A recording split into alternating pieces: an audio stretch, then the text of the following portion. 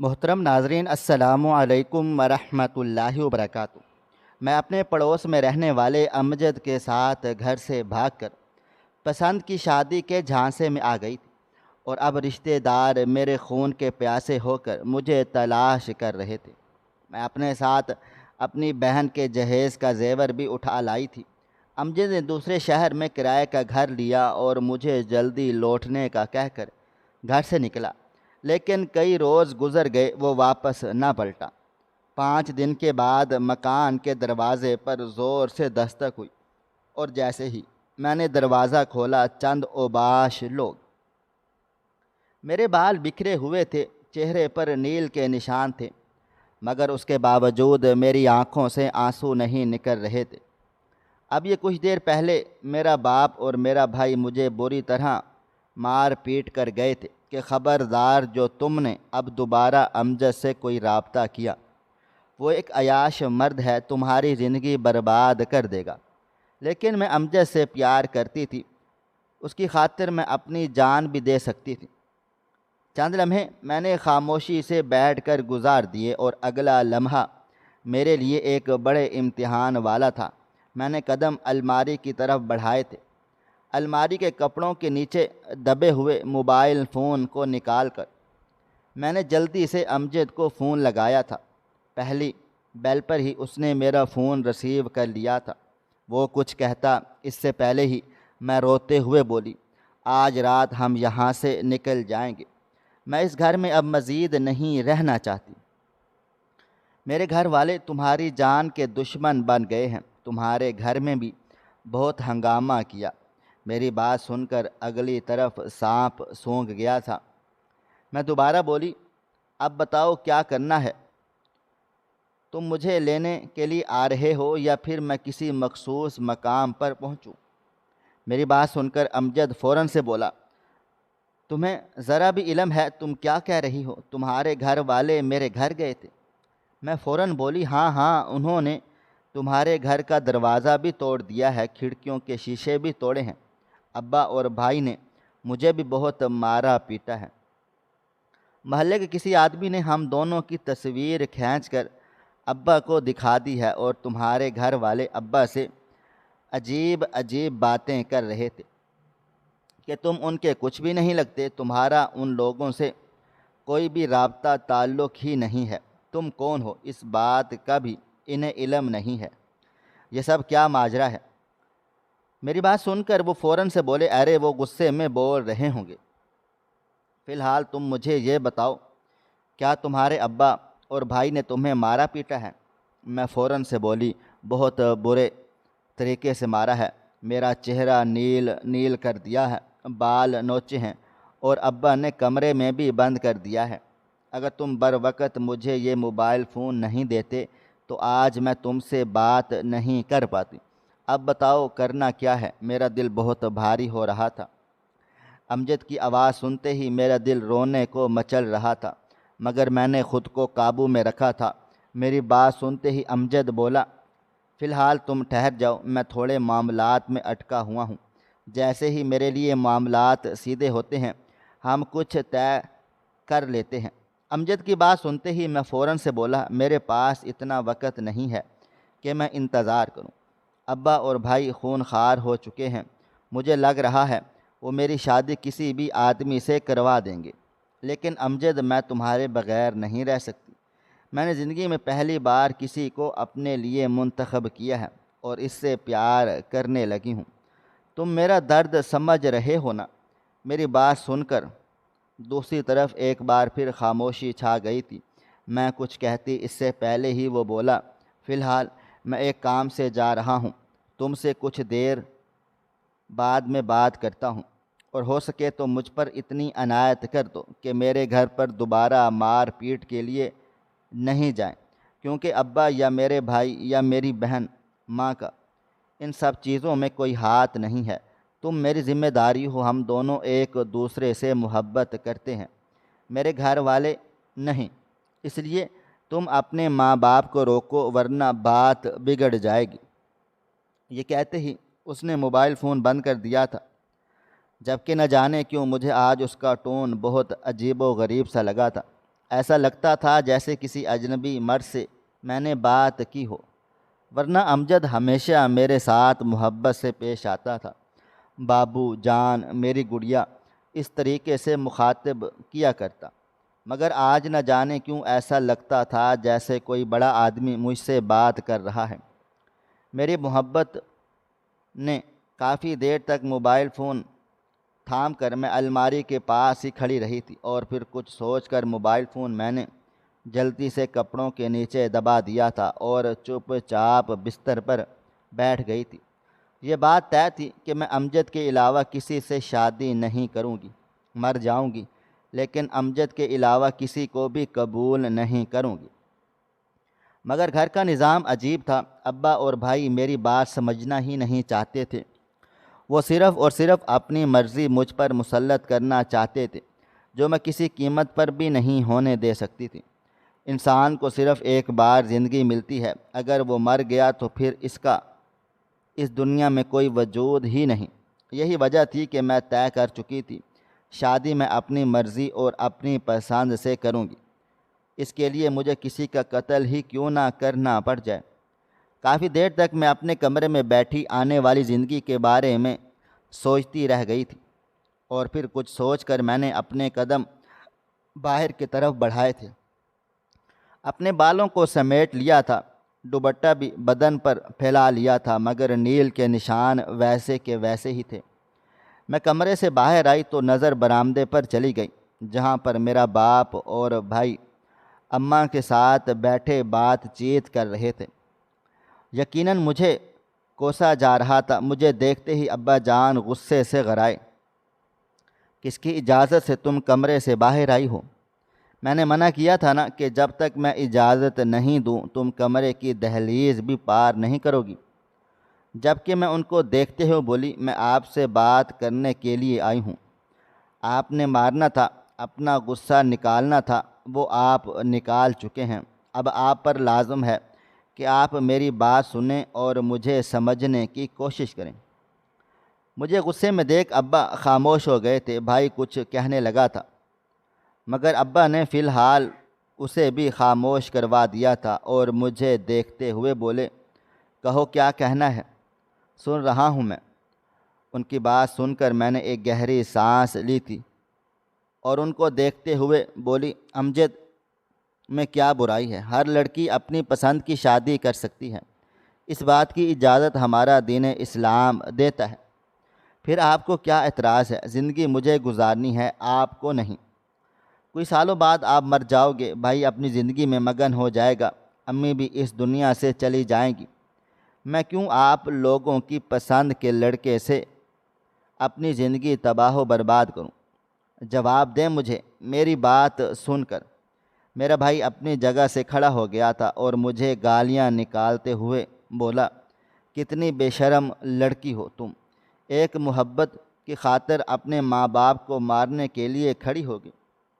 جبکہ میں ان کو دیکھتے ہوئے بولی، میں ان دونوں کو کبھی نہ مار سکتی ہوں اور نہ ہی کبھی میں ایسا سوچ سکتی ہوں، مگر زندگی اور موت برحق ہے، مرنا ہر انسان کی زندگی میں طے ہے، تو پھر ہم اس حقیقت سے کیوں منہ موڑ لیں؟ زندگی ہر شخص کو ایک دفعہ ملتی ہے، پھر میرے ساتھ ہی ناانصافی کیوں کی جا رہی ہے؟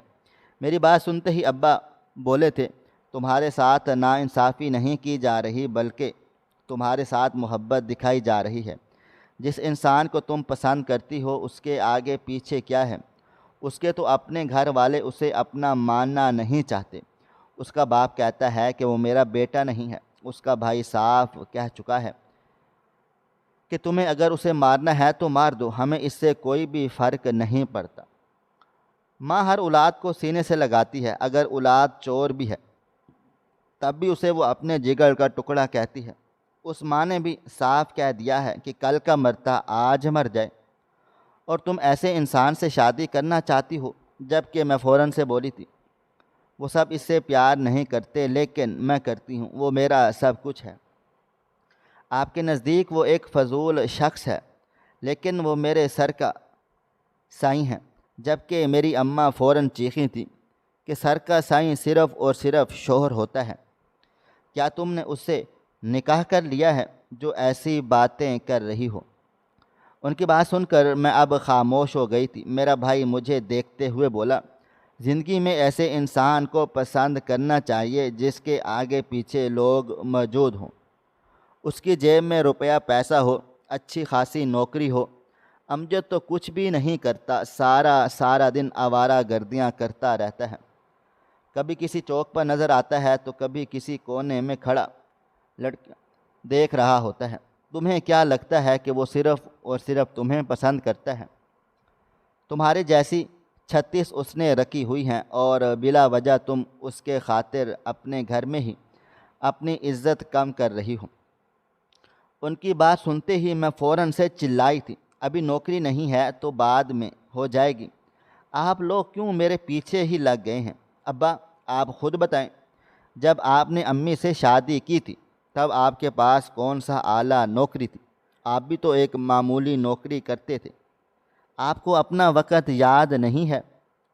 میرے ابا فوراً سے بولے، اگر میں ایک چھوٹی نوکری کرتا تھا اس کے باوجود بھی تمہاری ماں میرے خاندان پر راج کرتی آئی ہے، سب لوگ تمہاری ماں سے جھک کر سلام کرتے تھے، اگر تمہاری شادی میں نے امجد سے کروائی تو سب تمہیں گھر کی نوکرانی بنائیں گے اور خود عیاشی کرے گا۔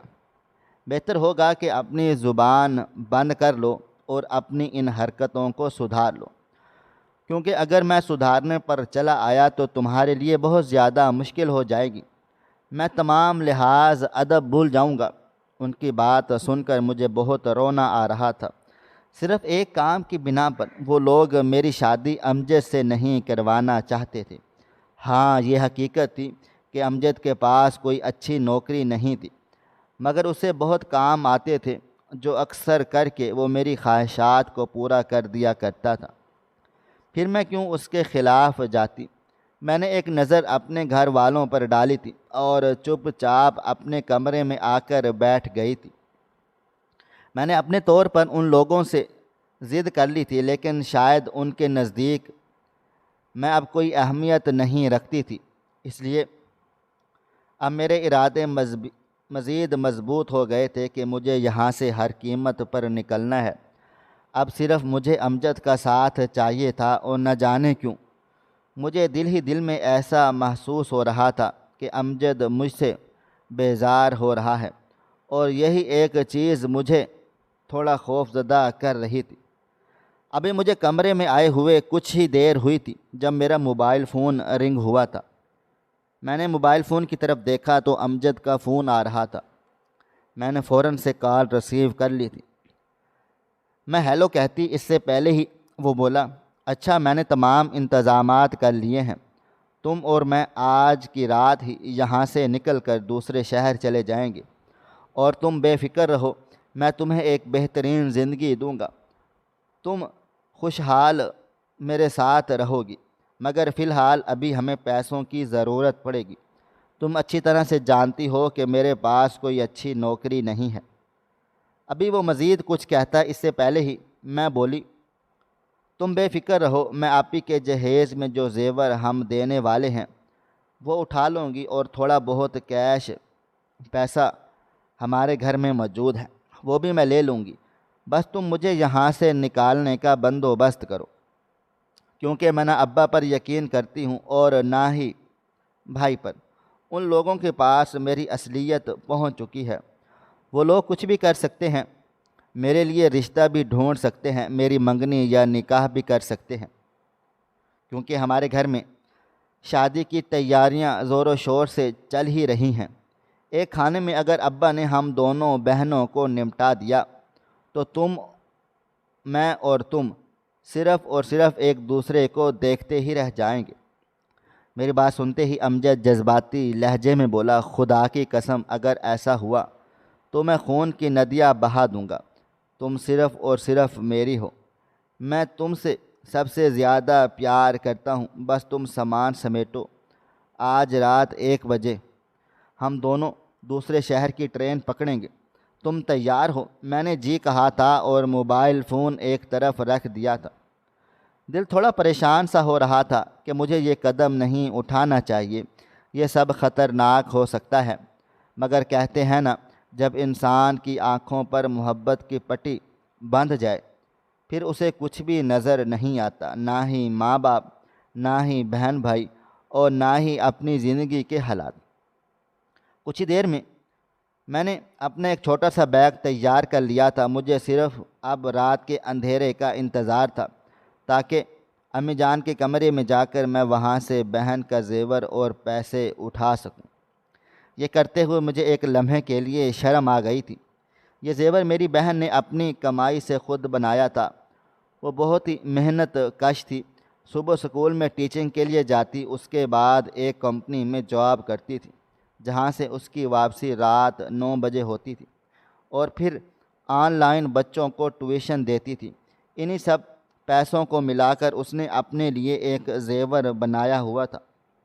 ابا نے بھی اسے کچھ چیزیں بنا کر دی تھیں، مگر زیور بنانا ایک بہت بڑی بات ہوتی ہے۔ میں نے آج تک زندگی میں کچھ بھی نہیں کمایا تھا۔ میں صرف اور صرف اپنے ماں باپ کی محبت ہی بٹورتی چلی آئی تھی، لیکن اب مجھے ان کی محبت سے بھی کوئی سروکار نہیں تھا۔ وقت کی رفتار نہ کبھی تھم سکی ہے اور نہ ہی کبھی تھم پائے گی۔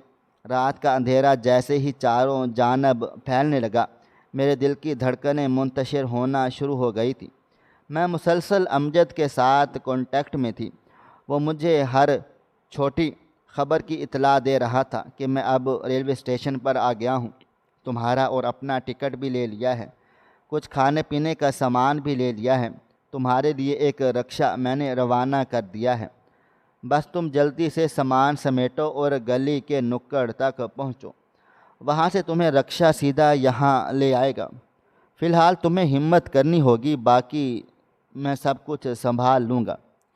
امجد کی باتیں مجھے بہت حوصلہ دے رہی تھیں۔ رات 2 بجے میں اپنے کمرے سے باہر آئی تو نظر سیدھا برآمدے پر گئی تھی، جہاں چارپائی لگائی میرا بھائی گہری نیند سو رہا تھا۔ میرا دل دھک سے رہ گیا تھا، وہ باہر کیوں سو رہا تھا؟ اس احساس نے ہی میرے اندر بھگدڑ مچا ڈالی تھی کہ اس کا کمرہ اوپر تھا، بیوی تھی، بچے تھے، ان کے ساتھ اس کو ہونا چاہیے تھا۔ کہیں ان لوگوں کو مجھ پر شک تو نہیں ہو گیا؟ مجھے اب پریشانی ہونے لگ گئی۔ چپ چاپ میں اپنی بہن کے کمرے کی طرف گئی تو وہاں پر بھی سناٹا چھایا ہوا تھا۔ میری بہن کروٹ لیے سو رہی تھی۔ صبح اسے سکول جانا تھا اور میں نے اپنے قدم الماری کی طرف بڑھا دیے تھے۔ الماری اماں اور بہن کے کمرے کے بیچ میں رکھی ہوئی تھی، اور اماں اور بہن کے کمرے کا دروازہ ایک دوسری طرف کو کھلتا تھا۔ میں چپ چاپ تالا کھول کر زیور نکال چکی تھی۔ میں نے ڈبہ نہیں اٹھایا تھا۔ اب میری نظر لال تھیلی پر چلی گئی تھی جس میں امی جان نے اپنے پیسے چھپا کے رکھے تھے۔ میں نے چپ چاپ 2 گڈیاں اٹھا لیں۔ یقیناً ابھی ہماری کمیٹی کھلی تھی۔ یہ پیسے وہی تھے، تقریباً 1.5 لاکھ روپے۔ اب میں سیدھا اپنے کمرے میں آ گئی تھی۔ بیگ کے اندر زیور پیسہ اچھی طرح اندر کر کے چھپا دیا تھا۔ موبائل فون اندر رکھا ہوا تھا۔ ایک لمحے کے لیے دل کیا کہ ایک چھوٹا سا خط چھوڑ جاتی ہوں، مگر مجھے ان لوگوں سے کوئی تعلق نہیں رکھنا تھا۔ سارے تعلقات میں آج ان سب سے ختم کر چکی تھی۔ میں بالکل خاموشی سے دروازے کے پاس چلی آئی تھی۔ میرا دل بہت زیادہ گھبرا رہا تھا۔ ایسا لگ رہا تھا جیسے جسم سے جان جدا ہو جائے گی، کیونکہ اگر میرا بھائی اٹھا آج وہ مجھے اور امجد دونوں کو قتل کر دے گا، کیونکہ غیرت کے معاملے میں وہ پٹھانوں کے جیسا تھا۔ میں نے بہت آہستگی سے دروازہ کھولا تھا۔ ہلکی سی چڑچڑاہٹ ہوئی تھی، مگر میں نے فوراً اس چڑچڑاہٹ پر قابو پا لیا تھا۔ اللہ تعالیٰ کا نام لے کر میں نے اپنا قدم باہر نکالا تھا اور پھر بنا پیچھے مڑے پاگلوں کی طرح گلی کے نکڑ پر بھاگتی چلی گئی تھی، کیونکہ امجد کا موبائل فون پر میسج آیا ہوا تھا کہ گلی کے نکڑ پر رکشہ پہنچ چکا ہے۔ میں گلی کے نکڑ پر پہنچی تو وہاں ایک رکشہ کھڑا ہوا تھا۔ میں نے ایک نظر اس آدمی پر ڈالی اور جلدی سے رکشے میں چڑھ کر بیٹھ گئی۔ تو مجھے دیکھتے ہوئے بولا، آپ کا نام نیلم ہے؟ میں نے سر ہاں میں ہلا دیا اور فوراً سے بولی تھی، مجھے پتہ ہے تمہیں امجد نے ہی بھیجا ہے، اب جلدی سے رکشہ اسٹیشن کی طرف لے چلو، کوئی جاگ جائے گا۔ میری بات سنتے ہی اس نے جی میڈم کہا تھا اور رکشہ فوراً ہی اسٹیشن کی طرف دوڑا دیا تھا۔ لمحے بھر کے لیے میں حیران ہو گئی تھی کہ رکشے والا اور میڈم یہ بات کچھ جچ نہیں رہی تھی، مگر میں نے اس طرف زیادہ دھیان ہی نہیں دیا تھا۔ مجھے ابھی صرف اور صرف اسٹیشن پر پہنچنا تھا۔ میں مسلسل اللہ تعالیٰ سے دعائیں مانگ رہی تھی کہ بس ابھی فی الحال میں کسی بھی طرح سے اپنے علاقے کے حدود سے باہر کو نکل جاؤں، اس کے بعد ہو سکتا ہے میری زندگی تھوڑی آسان ہو جائے۔ ایک لمبی مسافت طے کر کے ہم ریلوے اسٹیشن پر پہنچ گئے تھے۔ میں نے کرائے کے پیسے دینے کے لیے کچھ پیسے پرس سے نکالنے چاہے تھے۔ اس انسان کا میری ذات پر بہت بڑا احسان تھا کہ آج وہ مجھے یہاں پر لے آیا تھا، ورنہ بہت زیادہ مشکل تھا کہ میں یہاں پہنچ پاتی، لیکن اس نے منع کر دیا تھا۔ وہ مجھے دیکھتے ہوئے بولا، نہیں نہیں آپ جاؤ، صاحب نے مجھے پیسے دے دیے ہیں۔ اور ہاں، ایک بات لازمی یاد رکھنا، زندگی انسان کو بہت مشکلات میں کھڑا کرتی ہے، بہت پیچیدگیاں آتی ہیں، مگر تم نے محبت کی ہے تو اسے نبھانا۔ یہ کہتے ہی اس نے رکشہ پیچھے لیا تھا اور پھر میری آنکھوں سے اوجھل ہو گیا تھا۔ میں نے فوراً سے اپنا سر جھٹکا تھا اور موبائل فون نکال کر امجد کو فون لگا دیا، تو وہ فوراً سے بولا کہ میں بس اسٹیشن پر کھڑا ہوں، تم فوراً سے آ جاؤ۔ ہم دونوں لاہور جا رہے تھے۔ میں جلدی سے اس کی طرف بڑھی تو سامنے ہی امجد مجھے کھڑا ہوا نظر آ گیا۔ اس کے ہاتھ میں بھی ایک بیگ موجود تھا، یعنی وہ بھی پوری تیاری کے ساتھ ہی نکلا تھا۔ میں قریب جا پہنچی تو اس نے مجھے دیکھتے ہی مجھے گلے سے لگا لیا اور مجھے دیکھتے ہوئے بولا، ابھی کچھ دیر کے بعد ہم ان لوگوں کی پہنچ سے بہت دور ہوں گے۔ لاہور پہنچتے ہی ہم دونوں مسجد میں نکاح کریں گے۔ اس کے بعد میں نے وہاں پر ایک کرائے کا گھر لے لیا ہے، وہیں سے اپنی زندگی شروع کریں گے۔ کب تک لوگوں کی رضامندیوں کا انتظار کرتے رہیں گے؟ تمہاری زندگی اور میری زندگی کوئی کھیل کا میدان نہیں ہے۔ ہم نے پیار کیا، محبت کی ہے اور ہم وفا نبھائیں گے۔ میں تمہارا ساری زندگی احسان مند رہوں گا کہ تم نے میری محبت کی خاطر اپنے گھر والوں کو چھوڑ دیا۔ نہ جانے کیوں اس کی یہ بات مجھے اندر تک گھائل کر گئی تھی۔ انجانے میں ہی مجھے یہ بات بہت عجیب و غریب لگی، لیکن میں نے اپنی زبان کو بند رکھا تھا۔ میں کوئی ایسی ویسی بات نہیں کہی تھی جو مجھے یا اس کو دکھ پہنچاتی۔ کچھ دیر کے بعد ہی ہماری ٹرین آ گئی تھی اور ہم دونوں اس ٹرین میں سوار ہو گئے، مگر واضح طور پر مجھے ایسا محسوس ہوا تھا جیسے گھر سے یہاں تک کسی نے مجھے اپنی نظروں کے حصار میں رکھا ہوا ہے۔ کوئی میرے پیچھے پیچھے ضرور تھا۔ اسٹیشن پر بھی مجھے بار بار ایسا لگ رہا تھا جیسے کسی کی نرم نگاہیں میرے وجود کے ارد گرد ہیں، اور ایسا کیوں تھا میں سمجھ نہیں پا رہی تھی۔ ٹرین میں چڑھتے ہی میں نے سختی سے امجد سے کا ہاتھ تھام لیا تھا اور اس کو دیکھتے ہوئے پریشان لہجے میں بولی، نہ جانے کیوں امجد مجھے ایسا لگ رہا ہے کہ جیسے کوئی مجھے دیکھ رہا ہے، جبکہ وہ فوراً سے بولا، یہ سب تمہارے دماغ کا خناس ہے۔ زندگی میں پہلی بار تم نے یہ قدم اٹھایا ہے، اس لیے تم بے چین ہو رہی ہو، مگر پریشان نہ ہو، آج کے دور میں یہ سب بہت عام ہو چکا ہے۔ ہم نے محبت کی ہے، کوئی گناہ نہیں۔ آج تک ہم دونوں نے ایک دوسرے کو غلط نیت سے ہاتھ نہیں لگایا، ہمیشہ اپنے رشتے کو مقدس رکھا ہے۔ اب بھی ہم اپنے رشتے کو مقدس ہی رکھیں گے۔ لاہور پہنچتے ہی بنا آرام کیے نکاح کریں گے، اس کے بعد ہی ہمارے درمیان کوئی بات چیت ہوگی۔ یہ کہتے ہی وہ خاموش ہو کر اب اپنی سیٹ پر جا کر بیٹھ گیا تھا، جبکہ میں بہت زیادہ پریشان تھی۔ میرا دل بہت زیادہ ڈر رہا تھا۔ مجھے بار بار افسوس ہو رہا تھا کہ مجھے اپنی بہن کا زیور نہیں اٹھانا چاہیے تھا۔ 1.5 لاکھ روپے میں گھر سے لائی تھی، انہیں سے ہم تھوڑا بہت گزارا کر لیتے اور پھر امجد کمانا شروع کر دیتا۔ میری بہن نے کتنی محنت مشقت سے یہ زیور بنایا تھا۔ بار بار مجھے یہ بات اندر ہی اندر کھائے جا رہی تھی۔ گاڑی اپنی رفتار سے چلتی جا رہی تھی۔ درمیان میں اس نے مجھے کھانا بھی کھلایا تھا جو وہ اپنے ساتھ لایا تھا، مگر میرا دل و دماغ اپنے گھر والوں میں اٹکا ہوا تھا۔ امجد سے میں محبت کرتی تھی، ہم دونوں کے درمیان بہت زیادہ وابستگی تھی، لیکن ابھی فی الحال وہ اجنبی تھا، اور جس خیال کے تحت ہم لوگ بھاگ رہے تھے وہ بھی گناہ تھا۔ یہی وجہ تھی کہ میں ابھی فی الحال اس کے ساتھ پرسکون نہیں ہو پا رہی تھی۔ میرے دل و دماغ میں کئی سوچیں چل رہی تھیں، کہیں یہ مجھے بیچ تو نہیں دے گا، کہیں یہ میرے ساتھ کچھ غلط تو نہیں کرے گا۔ میں نے یہ قدم اٹھا کر غلطی تو نہیں کر لی، مگر ہر بار میں اپنے دل کو سمجھا بھی رہی تھی کہ اب جو ہو چکا ہے اس پر مجھے سمجھوتا کرنا پڑے گا، ہر قیمت پر امجد کا ساتھ دینا پڑے گا۔ یہ میری اب مجبوری بھی ہے، اور زندگی بھی فی الحال میں نے اپنی آنکھیں بند کر کے اپنے رب کا نام دل ہی دل میں لینا شروع کر دیا تھا، کیونکہ مجھے اپنی پاک ذات پر یقین تھا کہ وہ میرے ساتھ کچھ بھی غلط نہیں ہونے دے گا۔ وقت کی رفتار نہ کبھی تھم سکی ہے اور نہ ہی کبھی تھم پائے گی۔ ہم ایک لمبی مسافت طے کر کے لاہور اسٹیشن پر پہنچ گئے تھے۔ میرا دل بہت زیادہ گھبرا رہا تھا، کیونکہ اب تک میرے گھر والوں کو معلوم ہو چکا ہوگا کہ میں گھر پر نہیں ہوں۔ مسلسل امجد کا فون بج رہا تھا، اور میں حیران تھی کہ امجد موبائل فون بند کیوں نہیں کر رہا تھا، حالانکہ میں کئی بار اس کو بول چکی تھی کہ اپنا موبائل فون بند کر دو، ہماری لوکیشن ٹریس ہو سکتی ہے، ہم پکڑائی میں آ سکتے ہیں۔ مگر اس کا انداز ہی بدلا ہوا تھا، چہرے کی رنگت، آنکھوں کی چمک سب مختلف تھی۔ ایسا لگتا تھا جیسے وہ کوئی اور ہے اور نظر کچھ اور آ رہا ہے۔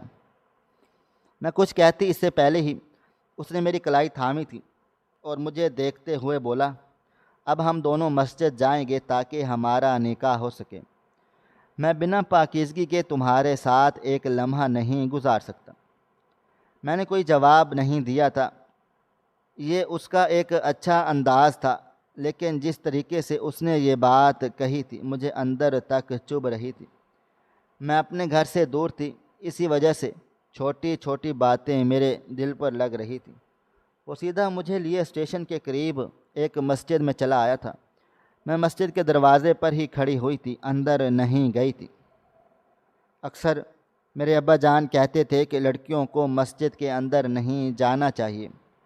وہ یہ بات کیوں کہتے تھے میں نہیں جانتی تھی، اور نہ ہی میں نے کبھی جاننا ضروری سمجھا تھا۔ حالانکہ مجھے امجد نے کہا تھا کہ میرے ساتھ اندر چلو، ہم اندر بیٹھ کے مولوی صاحب سے طریقے سے بات چیت کریں گے، لیکن ایک بے چینی تھی جو مجھے دروازے کے پاس ہی روک چکی تھی۔ تھوڑی دیر کے بعد ہی امجد باہر آیا تھا اور مجھے دیکھتے ہوئے بولا، اب اندر آپ کو چلنا ہی پڑے گا، کیونکہ نکاح اندر ہی ہوگا۔ میں نے سر کو ہلکی سی جنبش دی تھی اور ایک گہری سانس لے کر امجد کے ہمراہ اندر آ گئی تھی۔ سامنے ہی مولوی صاحب بیٹھے ہوئے تھے، جنہوں نے نکاح کا انتظام کرنا شروع کر دیا تھا۔ دیکھتے ہی دیکھتے کچھ گواہ کے طور پر لوگ بھی پاس ہی بیٹھ گئے تھے۔ میرا دل چاہ رہا تھا کہ میں امجد سے پوچھوں یہ لوگ کون ہیں، کیونکہ امجد ان سے سلام دعا کر رہا تھا، اس طریقے سے بات چیت کر رہا تھا جیسے یہ لوگ آپس میں ایک دوسرے کو جانتے ہیں۔ امجد تو ایسا تھا کہ دوسری گلی تک جانا بھی پسند نہیں کرتا تھا۔ پھر دوسرے شہر میں اس کے تعلقات۔ فی الحال میں چپ ہی رہی تھی۔ مولوی صاحب نے نکاح پڑھانا شروع کر دیا تھا۔ میری آنکھوں کے سامنے میرے ماں باپ کا چہرہ آ رہا تھا، میرے بھائی کی غیرت آ رہی تھی، میری بہن کا زیور آ رہا تھا، اس کی شادی ہونے والی تھی۔ میں نے بلا وجہ اس کی زندگی برباد کر دی تھی۔ اس بات کا مجھے بے حد دکھ ہو رہا تھا، مگر میں بھی کیا کرتی۔ اس وقت مجھے سہارا چاہیے تھا، اور سہارا مجھے پیسہ ہی دے سکتا تھا، اور وہ صاحب نے کچھ ہی دیر میں ہم دونوں کو نکاح کے بندھن میں باندھ دیا تھا۔ جس وقت میں قبول ہے بول کر امجد کو اپنی زندگی میں شامل کر رہی تھی، میرا دل بہت بری طرح سے دھڑک رہا تھا۔ ایسا لگتا تھا جیسے جسم سے ابھی جان نکل گئی ہو اور ایک نئی روح میرے وجود میں پھونک دی گئی ہو۔ نکاح مکمل ہوتے ہی سب مرد آپس میں گلے مل رہے تھے۔ امجد نے مجھے ایک طرف لے جا کر گلے سے لگا لیا تھا، مبارکباد دی تھی، اور پھر کچھ دیر کے بعد ہم نے مسجد میں بیٹھ کر ہی کھانا وغیرہ تناول کیا تھا۔ وہاں بیٹھنا مجھے بہت شرمندگی محسوس کروا رہا تھا، سر شرم سے اٹھ ہی نہیں پا رہا تھا، لیکن میں کیا کرتی، امجد بھی فی الحال یہیں رہنا چاہتا تھا۔ چند لمحے کے بعد میں امجد کو دیکھتے ہوئے بولی، آپ کو پتہ ہے ہمارا یہاں رہنا اچھا نہیں ہے، میں ایک لڑکی ذات ہوں، آپ مجھے یہاں لے کر کیوں بیٹھے ہوئے ہیں؟ میری بات سنتے ہی وہ بولا، تمہارے گھر والے تمہاری جان کے دشمن بنے ہوئے ہیں، پورے خاندان میں یہ بات پھیل چکی ہے کہ تم بھاگ کر چلی گئی ہو، اور نہ جانے کس نے انہیں یہ بھی بتا دیا ہے کہ ہم دونوں لاہور میں ہی آئے ہوئے ہیں۔ ہو سکتا ہے انہوں نے میری اور تمہاری تصویریں لاہور پولیس اسٹیشن بھیج دی ہوں تاکہ ہم لوگ پکڑے جائیں، اسی وجہ سے میں ابھی فی الحال یہیں بیٹھا ہوں اور اپنے تعلقات استعمال کر کے پتہ کر رہا ہوں کہ باہر کوئی ہے تو نہیں، تاکہ ہم اپنے طور طریقے سے کرائے کے گھر کی جانب جا پہنچیں، بڑھ جائیں اور پھر اپنی زندگی شروع کریں۔ میں بری طرح سے سہم گئی تھی، میں کچھ کہتی اس سے پہلے ہی وہ مجھے حوصلہ دیتے ہوئے بولا، ہمت نہیں آرو، اب ہمیں ہمت سے کام لینا پڑے گا، چپ چاپ بیٹھے رہو، مولوی صاحب سے میں نے بات کر لی ہے، انہوں نے بھی ہمیں یہاں رہنے کی اجازت دے دی ہے، یہ اللہ کا گھر ہے، یہاں کوئی بھی آ سکتا ہے۔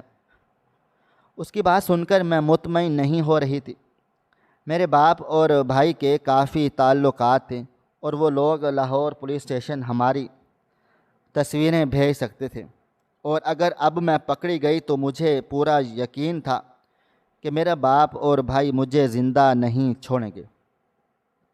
تقریباً 1 گھنٹے کے بعد امجد اپنی جگہ سے کھڑا ہوا تھا اور مجھے دیکھتے ہوئے بولا، جلدی سے اٹھو، اب ہمیں نکلنا ہے۔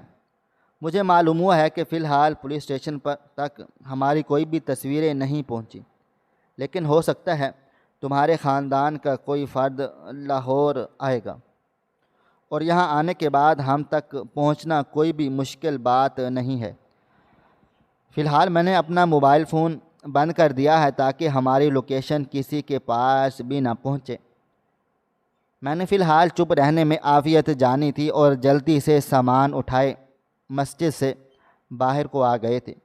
اس نے فوراً ہی ایک کیب بلا لی تھی اور ہم اس میں سوار ہو کر سیدھا اس گھر کی جانب روانہ ہو گئے تھے جو امجد نے کرائے پر لیا تھا۔ ایک مختصر مسافت طے کر کے ہم ایک کچے کے علاقے میں داخل ہو گئے تھے۔ یہ یقیناً اندرون لاہور تھا جس کے بارے میں اکثر میں نے سنا ہے۔ وہ مجھے گاڑی سے اتارتے ہوئے بولے، فی الحال میں ابھی ایک کام سے جاؤں گا، مجھے واپسی پر کچھ گھنٹے لگ جائیں گے، تم اطمینان سے گھر میں رہنا، پریشان ہونے کی ضرورت تمہیں بالکل بھی نہیں ہے، گھر کے اندر کھانے پینے کا سامان پورا موجود ہے، اور اگر کچھ چاہیے ہو تو فی الحال انتظار کر لینا۔ جبکہ میں فوراً سے بولی، تم مجھے کہاں چھوڑ کر جا رہے ہو؟ ہم یہاں ایک ساتھ آئے ہیں، یہاں پر تمہارا کون سا تعلق آ گیا ہے؟ ویسے بھی ابا اور اماں کی طرف سے ہمیں ٹینشن ہے، اگر کسی نے بھی تمہیں دیکھ لیا اور وہاں پر خبر کر دی تو ہم لوگ کیا کریں گے؟ چپ چاپ گھر میں بیٹھو، کوئی کہیں بھی نہیں جائے گا۔ میری بات سن کر اچانک ہی اس کا انداز تبدیل ہو گیا، وہ مجھے دیکھتے ہوئے بولا، جتنا کہا ہے اتنا کرو، بالکل چپ چاپ رہو ورنہ میں تمہیں جان سے مار دوں گا، چلو اندر۔ اس کا یہ انداز عجیب تر تھا۔ فی الحال میں نے چپ رہنے میں عافیت جانی تھی، میں اس سے جھگڑا کرنا چاہتی تھی، لڑنا بھی چاہتی تھی، لیکن میں چپ ہو گئی۔ فی الحال مجھے سمجھوتا کرنا تھا، پھونک پھونک کر قدم رکھنے تھے۔ میں جیسے ہی گھر میں داخل ہوئی لمحے بھر کے لیے مجھے اپنا دم گھٹتا ہوا محسوس ہوا تھا، کیونکہ وہ گھر نہیں بلکہ کوئی کھلی نما تھی جس میں وہ مجھے لے کر آ گیا تھا۔ میں کچھ کہتی ہی اس سے پہلے ہی وہ بولا، فی الحال میں نے یہی گھر کرائے پر لیا ہے، جلدی ہم یہاں سے شفٹ ہو کر چلے جائیں گے، اپنا خیال رکھنا، خدا حافظ۔ یہ کہتے ہی وہ گھر سے نکل گیا تھا اور اس کا اجنبی رویہ میرا کلیجہ چیر چکا تھا۔ میں بیوی تھی اس کی، ہم دونوں ایک دوسرے کے نکاح میں آ گئے تھے، اب ہم ایک دوسرے پر مکمل اختیار رکھتے تھے، لیکن اس کے باوجود بھی میں اس کو روک نہ پائی تھی۔ وجہ صرف اتنی تھی کہ میں اب چاروں طرف سے مجبور ہو چکی تھی۔ وقت کی رفتار نہ کبھی تھم سکی ہے اور نہ ہی کبھی تھم پائے گی۔ وقت گزرتا چلا جا رہا تھا، 1 گھنٹہ، 2 گھنٹے، 3 گھنٹے، حتیٰ کہ اب رات کا اندھیرا چھانا شروع ہو گیا تھا۔ میری جان پر بن آئی تھی۔ میں دروازے کے پاس ہی کھڑی سہمی ہوئی ٹہل رہی تھی۔ ایک اجنبی شہر میں ایک اجنبی عورت، ایک اجنبی گھر، جہاں میں اکیلے تنہا لڑکی موجود تھی۔ خوف کے مارے میری جان نکل رہی تھی۔ اب دروازے کے پاس ہی بیٹھ گئی تھی اور گھٹنوں میں سر دیے سسک سسک کر رونے لگ گئی تھی۔ مجھے میری فیملی اب یاد آ رہی تھی۔ جب سے ہم یہاں پر آئے تھے میں نے صرف دوپہر میں کھانا کھایا تھا، رات کے 12 بج رہے تھے، لیکن میں نے اپنے حلق سے ایک نوالہ نہیں اتارا تھا، حالانکہ کچن میں سب چیزیں موجود تھیں، میں دیکھ چکی تھی۔ وقت اور تیزی سے گزرتا چلا جا رہا تھا۔ میں وہیں بیٹھے بیٹھے کب سو گئی مجھے کچھ بھی پتہ نہ چل رہا تھا۔ میری آنکھ صبح 8 بجے کھلی۔ میرے ارد گرد ابھی بھی وہی سناٹا تھا۔ کچھ سوچ کر میں کمرے میں چلی آئی تھی، لیکن کمرہ خالی تھا، یعنی وہ رات بھر بھی نہیں آیا تھا۔ مجھے اب بے چینی ہونا شروع ہو گئی تھی۔ کیا یہ مجھے دھوکہ دے کر بھاگ گیا تھا؟ مگر کیوں؟ ہم یہاں مکمل تیاری کے ساتھ آئے ہوئے تھے، اس کا سامان اندر رکھا ہوا تھا، اور اس نے مجھے دھوکہ ہی دینا تھا تو وہ مجھے یہاں کیوں لاتا اور پھر نکاح ہی کیوں کرتا؟ یہی ایک سوال مجھے بے چین کر رہا تھا۔ کچھ سوچ کر میں کمرے کے اندر چلی آئی تھی اور اس کا بیگ کھولا تھا۔ میں دیکھنا چاہتی تھی کہ وہ اپنے گھر سے کیا لایا ہے، لیکن اگلا لمحہ میرے لیے حیران کر دینے والا تھا۔ اس بیگ میں کچھ بھی موجود نہ تھا، بس ایک کاغذ پڑا ہوا تھا۔ میں نے دھڑکتے دل کے ساتھ وہ کاغذ کو اٹھا لیا تو اس میں کچھ تحریر لکھی ہوئی تھی جو امجد کی ہینڈ رائٹنگ میں تھی۔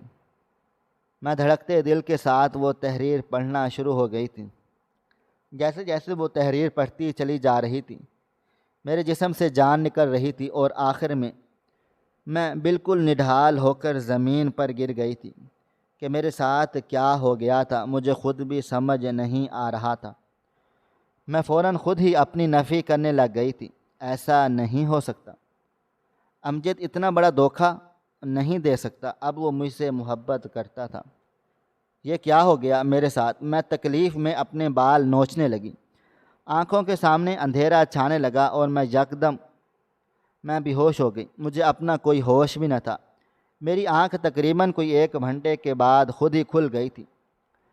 میں ابھی بھی ویسے ہی پڑی ہوئی تھی۔ مجھ سے محبت کرنے والے میری غلطیوں کی وجہ سے پیچھے چھوٹ گئے تھے۔ مجھے وہ تحریر کی لائنیں بار بار یاد آ رہی تھیں۔ میں بھاگ کر اپنے بیگ کے پاس گئی۔ میں نے زپ کھولی تو اس میں میرا زیور اور میرے پیسے موجود تھے۔ میں نے بے اختیار شکر ادا کیا تھا کہ جتنے دن بھی میں یہاں پر ہوں مجھے اب انہی کی بدولت اپنی زندگی کاٹنی تھی۔ کچھ دیر تک میں چپ چاپ بیٹھی رہی اور پھر ہمت کر کے کچن کی طرف آ گئی تھی تاکہ تھوڑی پیٹ پوجا کر سکوں۔ تھوڑی دیر کے بعد میں نے ناشتہ کر کے اب میں باہر آ گئی تھی۔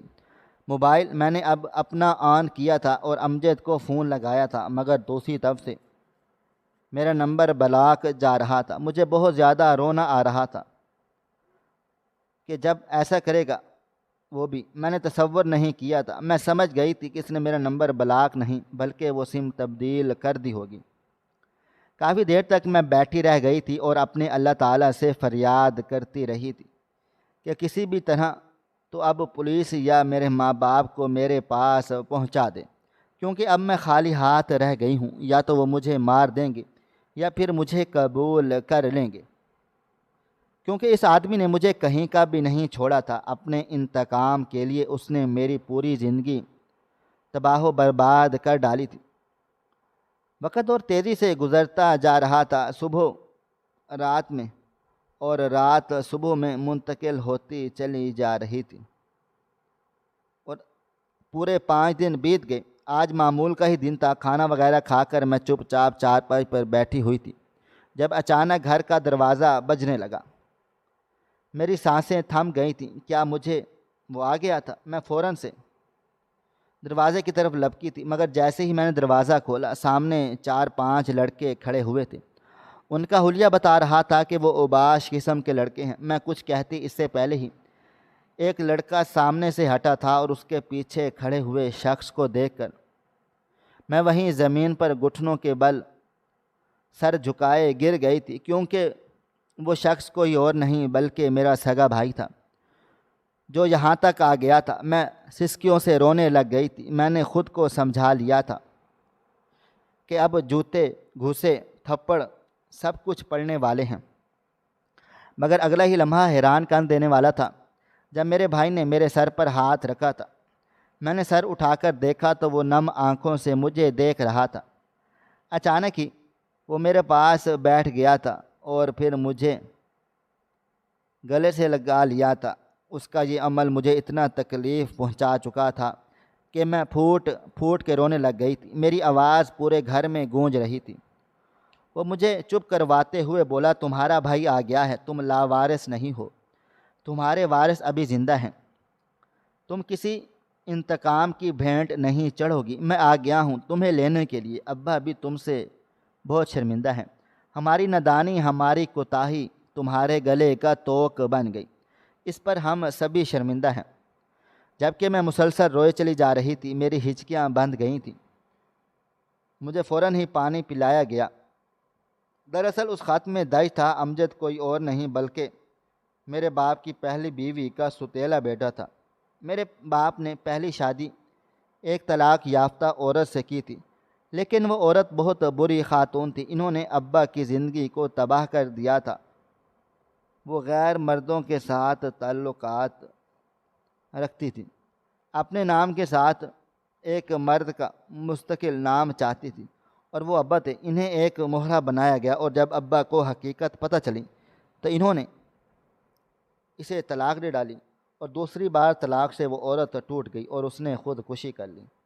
یہ میرے ابا جان کا قصور نہیں تھا، یہ اس کے گناہوں کی سزا تھی۔ جس گھر کو وہ اپنا گھر بتاتا تھا وہ گھر اس کا واقعہ ہی نہیں تھا۔ اس کا باپ جو کہتا تھا یہ میرا بیٹا نہیں ہے، وہ سچ کہتا تھا، وہ صرف دکھاوے کے لیے اس گھر کے اندر چلا جاتا تھا، اور جیسے ہی میں مڑتی تھی وہ باہر آ کر کہیں اور چلا جاتا تھا۔ اکثر اوقات گھر کے اندر کافی دیر تک رہتا۔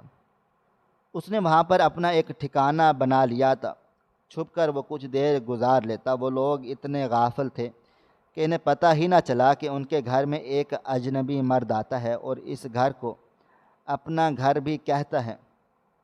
یہ سب کچھ ایک پوری پلاننگ کے ساتھ کیا گیا تھا، اور پھر اس نے مجھے مہرہ بنا لیا، میری ذات کو روند ڈالا اور اب مجھے طلاق دے دی۔ میرا بھائی طلاق کے کاغذات لے کر آ گیا تھا۔ میں خوب روئی تھی، اتنا کہ میری سانسیں اکھڑنے لگ گئی تھیں، مگر میرے بھائی نے مجھے سنبھال لیا تھا کہ ان میں تمہاری کوئی غلطی نہیں ہے، ہماری غلطی ہے کہ ہم تم سے غافل رہے اور تمہیں اس انسان کی جانچ پڑتال نہیں کروائی۔ جب تم نے ہمیں اس کا نام بتایا تھا ہمیں اس کی جانچ پڑتال کروا لینی چاہیے تھی، ایک دفعہ اسے پرکھنا چاہیے تھا، اور یہی ہماری غلطی ثابت ہوئی۔ اگر ہم سچ پتہ کر لیتے تو آج تمہارے ساتھ یہ سب کچھ نہ ہوتا۔ میں بہت زیادہ شکر گزار ہوں اپنے مالک کی کہ اس نے مجھے اتنے اچھے گھر میں پیدا کیا کہ وہ لوگ میری غلطی کو بھی سمجھ رہے تھے اور ساتھ میں اپنی غلطی کو بھی تسلیم کر رہے تھے۔ بھائی جان مجھے واپس گھر لائے تھے۔ میرے ابا جان بھی خوب روئے تھے۔ انہوں نے مجھ سے خوب معافیاں مانگی تھی کہ سب غلطی میری ہے، میں نے تمہیں بلا وجہ تکلیف دی تھی، مجھے معاف کر دو۔ جبکہ میں حیران تھی کہ اللہ تعالیٰ اپنے بندوں کی ایسے ہی حفاظت کرتا ہے، اور میں اپنے گھر والوں کی بھی شکر گزار تھی کہ انہوں نے میری غلطی کو غلطی کہہ کر مجھے فراموش نہیں کیا، بلکہ وہ پلٹ کر آئے، مجھے دیکھا۔ اس بات کا میں جتنا شکر ادا کروں اتنا کم ہے۔ میں نے اپنی پوری زندگی میں ایک سبق سیکھا ہے کہ زندگی آپ کو کئی امتحانات پر اکیلا کر دیتی ہے، مگر آپ کو کبھی بھی مایوس نہیں ہونا چاہیے، اور خاص کر اپنے گھر والوں سے کبھی بھی بدظن نہیں ہونا چاہیے۔ وہ آپ کے لیے کبھی بھی برا نہیں سوچتے۔ بے شک میرا رب ہر شے پر قادر ہے۔ ناظرین، آپ کو ہماری آج کی کہانی کیسی لگی؟ کومنٹ باکس میں اپنی رائے کا اظہار ضرور کریں۔ خواہش صرف اتنی ہے کہ کچھ الفاظ لکھوں جس سے کوئی گمراہی کے راستے پہ جاتے جاتے رک جائے، اور نہ بھی رکے تو سوچ میں ضرور پڑ جائے۔ دوستوں، امید کرتا ہوں کہ آپ کو یہ ہماری کہانی پسند آئی ہوگی۔ کہانی پسند آئی ہو تو ویڈیو کو لائک کریں، کومنٹس کریں، شیئر کریں، بالکل بھی نہ بھولیں۔ اور اگر آپ لوگ اس چینل پر نئے ہیں تو اس چینل کو سبسکرائب ضرور کر لیں اور نوٹیفیکیشن کو ضرور دبا دیں تاکہ آنے والی کہانی سب سے پہلے آپ کو مل سکے۔ ملتے ہیں کل ایک نئی اور دلچسپ کہانی کے ساتھ، تب تک اپنا ڈھیر سارا خیال رکھیے گا۔ اللہ حافظ۔